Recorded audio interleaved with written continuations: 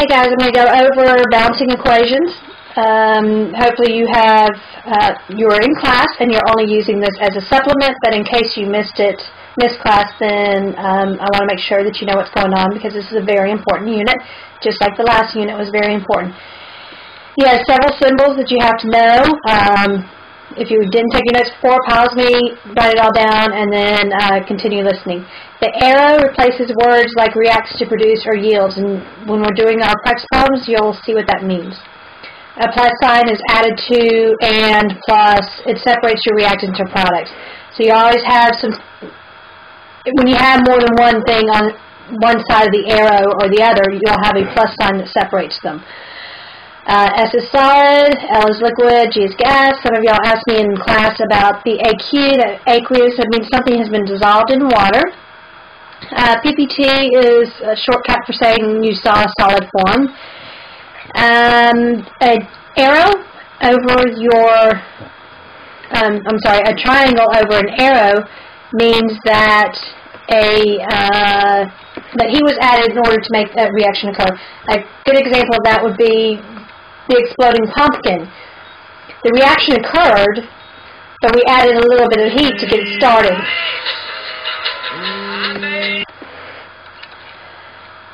Okay, so going back to the pumpkin, we added a little heat to make that reaction, that explosion, which was a combustion reaction, occur. And then anytime you see an element or compound or anything written over an arrow, a catalyst was used. PT is here just because that's the most common catalyst that is used. Okay, take a moment, pause this, so you can write down the notes. The reason we balance things is your mass of your products has to equal your mass of your reactants, so nothing is created or destroyed. And when we're balancing, we add a coefficient to the front of a reaction. So here are the steps, and we're going to walk through those with our practice problems. Before we get started, there are 7 special elements. They're called the diatomic molecules. They can only exist when you see a word of these 7 elements, and it's just the element, it's not a compound or anything else. What that means is they have to be written as with a subscript of 2. So 2 ways of remembering it. If you go to the periodic table, and on the periodic table, you go to element number 7. Let me finish drawing out. So element number 7 is nitrogen, and you make a 7 on the periodic table: fluorine, chlorine, bromine, and iodine, and then we can't forget hydrogen. So it's those 7 elements, or another easy way to remember is Brinkelhoff. So it's BrI,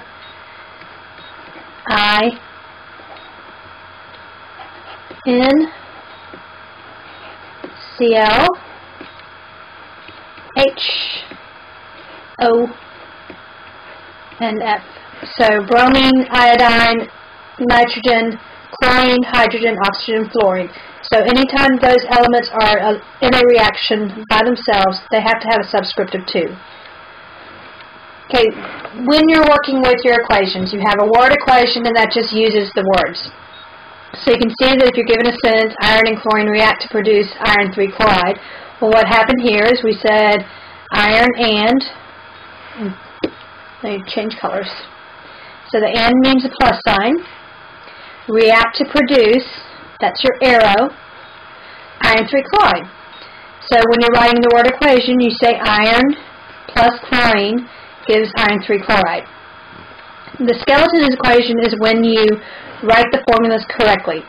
So you have iron, which is Fe, plus chlorine. Chlorine's one of the diatomics, so it's Cl2, makes iron 3 chloride, remembering how we write our formulas, iron 3 and chlorine, and we crossed and dropped those so that we ended up with iron 3 chloride. That's why the last unit was so important, so that you knew how to write the formulas so that you can balance an equation easily. So let's do some practice problems.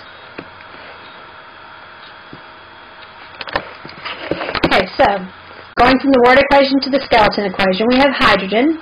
Hydrogen is one of the special ones, so we have H2, plus bromine is also a special one, going to HBr, and that's based on the balance of charges. So we do a element count, the reactants and products. There are 2 hydrogens on the reactant side, 1 on the product side, 2 bromines, and 1. So in order to balance this equation, if we put a 2 in front of the HBr, that changes how many we have, how many hydrogens and bromines. Carbon monoxide is CO, and oxygen is one of the special ones, going to carbon dioxide. So we have carbon and oxygen that we're counting. We have our reactants and our products. We have 1 carbon on each side. We have 3 oxygens on the reactant side and 2 on the product side. Well, when you're looking at this, you know that any number that you put in front of here has to go in front of here. So if we start off and we put a 2 here, then we're going to put a 2 there, because our carbons change in those locations. So when we did that, that gave us 2 carbons and 4 oxygens on the reactant side, and 2 carbons and 4 oxygens on the product side. The last simple, when I say simple, just a straight word to formulas example, and then we're going to use one that you're going to see more often, the type that you're going to see more often. You have potassium chlorate, which is KClO3, and that breaks down to KCl and oxygen. So doing our count,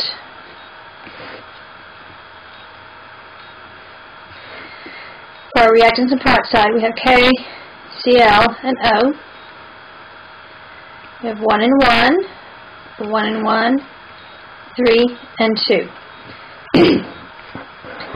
So at this point, because the oxygen is only in one location on both sides, you have to look at what a common multiple is. And common multiple between 3 and 2 is 6. So to get 6 over here, we put a 2 there.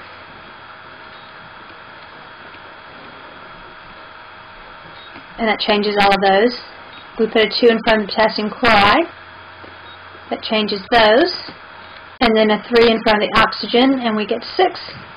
And we're balanced.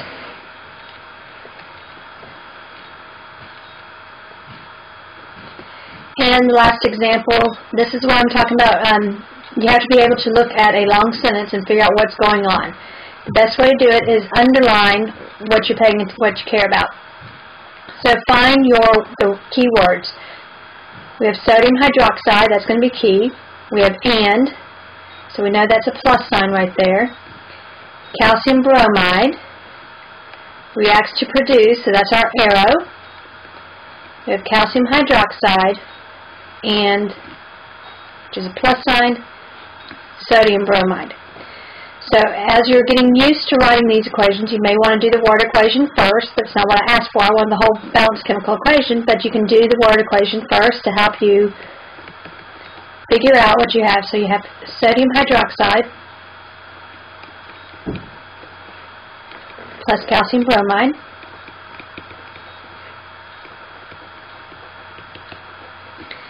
And that's going to give you calcium hydroxide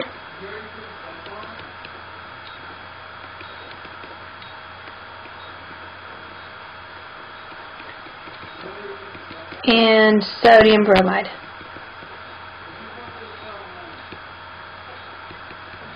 Sorry, my pen's messing up. So sodium hydroxide is NaOH and calcium bromide. I'm writing balanced formulas. Calcium hydroxide and your sodium bromide. So when you do your count, you have sodium. Now with hydroxide, because your polyatomic ion is the same on both sides, you can count it as one thing instead of as individual elements, calcium and bromine. So we have 1 and 1 on the sodiums, we have 1 and 2 on the hydroxides, 1 and 1 on calcium, and 2 and 1 on the bromines. We can start anywhere, so let's just start at the beginning. We're going to balance out our sodium hydroxide, or hydroxides, by putting in 2 and from sodium hydroxide. So that makes that a 2, and that a 2.